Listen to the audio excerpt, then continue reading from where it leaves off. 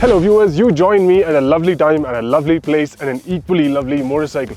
Behind me is the young and mighty Himalayas, or rather just a portion of it. And here is a motorcycle that was built based on inspiration from those mountains. This here is the new Royal Enfield Himalayan, and there are a lot of changes and a lot of things I want to tell you. So grab some popcorn, tell the person next to you to keep quiet, and here's everything you need to know. Yes, the rear wheel is a 17-incher and the front wheel is 21 inches, just like the old Himalayan. And this section at the front looks a lot like the bike it replaces, but then everything else about this motorcycle is brand new and beautifully so. For example, in this Hanley black paint scheme, you get a gold rim finish, which just adds to the character and appeal of this motorcycle. Moving on to equipment, we have LED lighting all around. This is the same headlamp that you can see in the Super Meteor, followed by LED indicators and a brake light that is integrated into the turn indicators. Very nice, very upmarket.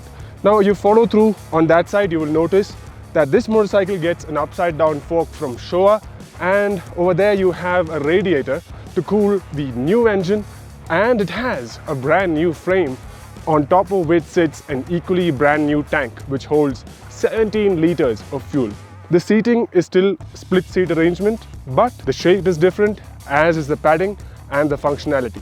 And when you move on to the rear, the tail end is a lot slimmer and looks a lot more elegant than the motorcycle it replaces. Overall, what I like best about the new Himalayan is that there is not a single panel or a single piece of plastic that one does not need, which means when you put this motorcycle through a lot of abuse in places like these, you're not going to hear a lot of rattling or irritating vibrations or anything of that sort. In terms of size, the new Himalayan is longer, wider and taller than the previous Himalayan, but of course taller depends on what size of screen you choose.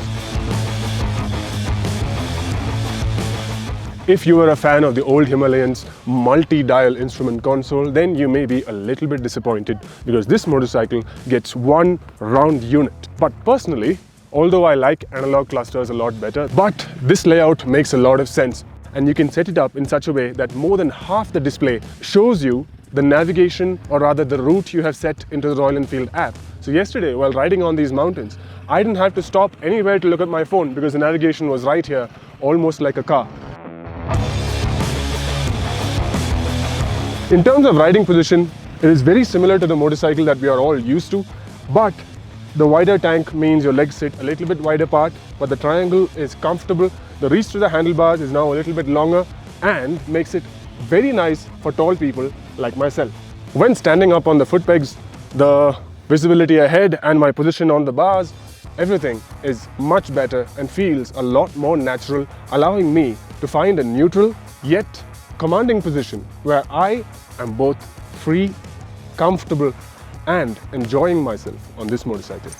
Vibrations are a problem that haunt every single cylinder motorcycle, and Royal Enfield has solved it on the new Himalayan by rubber mounting the foot pegs, and it makes a world of difference because riding at 80 or 100 plus, there is no tingle at all, and it's a very comfortable machine to cruise on right now. We have now arrived at one of my favorite bits of the new Himalayan, this. The earlier engine was called the LS410 and the new one is called Magnificent because Royal Enfield have increased the bore and reduced the stroke to give this a displacement of 452 cc. What that means is you get 40 horsepower and 40 Newton meters of peak torque. The character of the engine is very similar to the old Himalayan. There's lots of low-end torque, but there is also mid-range torque, but there is also top-end torque. This engine revs so freely that you'd be hard-pressed, you'd be lucky to hit the limiter because the induction row just encourages you to keep the throttle whacked open, shift through gears and have the time of your life. And that, I think, is the best part of this engine. Furthermore, if you were concerned about vibrations earlier, don't be. It's a very refined unit. Significant reduction in vibration, significant reduction in terms of mechanical noise also. Now, if you notice, this engine is a stress member, primarily because the frame is also new, as is the subframe. Right now, the twin spar steel frame starts here and goes all the way around and ends right there. and from here onwards it's a bolt-on subframe. And I also like how RE have kept the swing arm pivot very close to the front sprocket, which minimizes chain deflection, making this motorcycle easy and stress-free to ride over bumpy surfaces. You no longer have the clack clack clack of chain noise. This smashing new engine is mated to a 6-speed transmission, and to talk about the transmission, it is neutral. It works as expected. It's easy to reach regardless of whether you're sitting or standing up.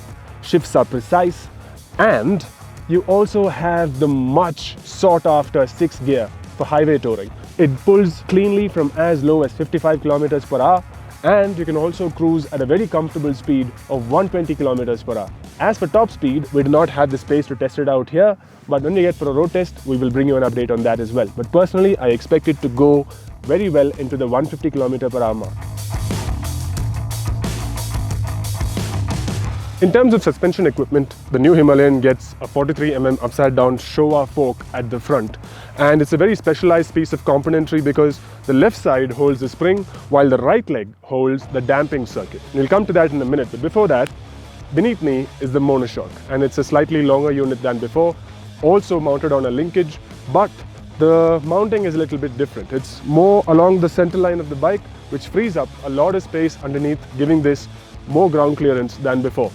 In terms of braking, we can't just talk about the braking by itself, because although the discs are larger and the braking equipment has slightly been improved, it is the steering geometry and the front suspension that gave me the confidence to carry the brakes strongly into a corner and exit with just as much speed as I wanted.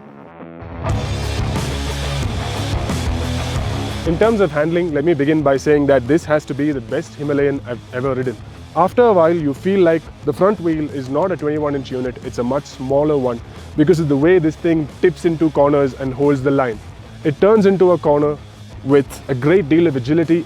Special mention must be made to the suspension as well, because the damping is so controlled and so progressive that even if you go over a bump when you're banked over, the motorcycle will absorb all of it and leave you comfortable, confident and stress-free. Off-road, regardless of whether you're going through a bumpy trail or jumping over an obstacle or whatnot, worry only about yourself, because this thing will take care of itself completely.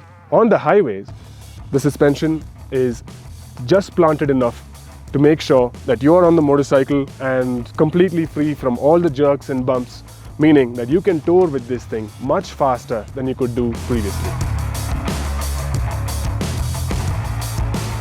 We have been riding the new Himalayan in the Himalayas for the past 2 days, and the terrain we have encountered includes bad roads, good roads and no roads.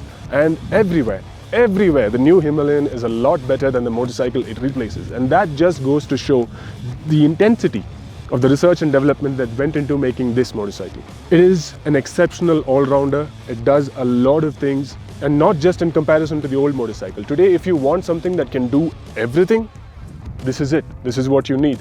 In terms of pricing, we expect the motorcycle to be priced between the Interceptor and the Super Meteor, simply because it's one of the most modern, the most well-engineered motorcycles from Royal Enfield, and without doubt their best single-cylinder product in the world today. But my highlights from this motorcycle include the very free-revving engine, the controlled suspension and the low center of gravity. What did you like? Let us know in the comments. And if we have not told you something, or something that you need to know is missing, do let us know in the comments and we will get back to you promptly. This is Joshua Verghese signing off for Bike India.